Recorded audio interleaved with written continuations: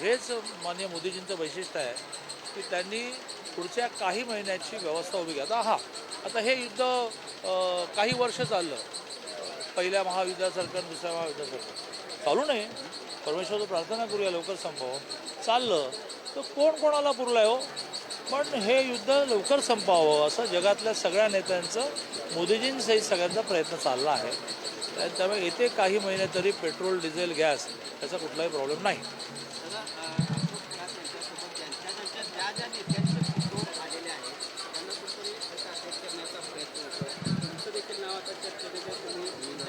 या विषयामध्ये माननीय देवेंद्रजींनी सभागृहामध्ये, विधानसभा आणि विधान परिषदेमध्ये अतिशय सविस्तर मांडणी केली आहे.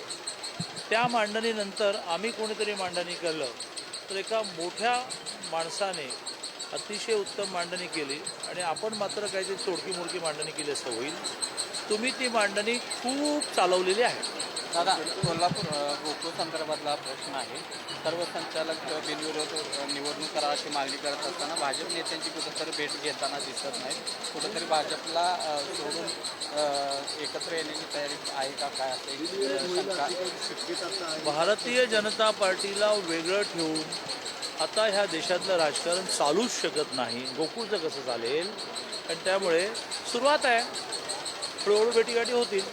त्यामुळे गोकुळची निवडणूक महायुती म्हणून लढणार आणि बिनविरोध व्हायचे असेल तर महायुतीचे सगळे नेते बसून निर्णय करतील. मोहित कंबोज यांच्या पार्टीमध्ये कुठंतरी डिनर डिप्लोमसी पाहायला मिळाली. भाजप आणि ठाकरे कुठंतरी जवळ येतात का असं सवाल उपस्थित माहीत नाही. आता माझा प्रॉब्लेम काय झालेला आहे की मी माझ्या विषयाच्या बाहेरच बघत नाही. हा माझा प्रॉब्लेम पण आहे जरा आणि माझं बलस्थान पण आहे. आपल्याला जे दिलं ते करा. काय मोहित कंबोज राहतात कुठे, मुलाची पार्टी की मुलीची पार्टी, आले कोण, का आले, काय करायचं आपल्याला? दादा, सगळ्या निवडणुका संपल्या असल्या तरी उद्धव ठाकरे आतापासून पुढच्या निवडणुकांच्या तयारीला लागल्याचं दिसतंय. जिल्हा प्रमुख आणि पदाधिकाऱ्यांच्या बैठका घेतल्या आणि पुढची निवडणूक एकतर्फी होऊ देणार नाही अशा पद्धतीची एक सूचना किंवा तशा पद्धतीचा इरादा त्यांनी त्या सगळ्या बैठकीमध्ये. मी उद्धवजींचं मनापासून अभिनंदन करेन. जिल्हा परिषदेच्या निवडणुकीत, महानगरपालिकेच्या निवडणुकीत एकही सभा त्यांची महाराष्ट्रात झाली नाही. त्यामुळे त्यांना असं वाटलं असेल की प्रयत्ने रगडिता वाळूचे कण त्यातून निघे तेल, त्यामुळे प्रयत्न केले तर यश मिळेल असं त्यांना साक्षात्कार झाला असेल. तर मी त्यांचं मनापासून अभिनंदन करेन. कारण या राज्यामध्ये जसं सरकार मजबूत आहे तसं विरोधी पक्षही मजबूत पाहिजे. लोकशाहीमध्ये विरोधी पक्ष वीक असतो.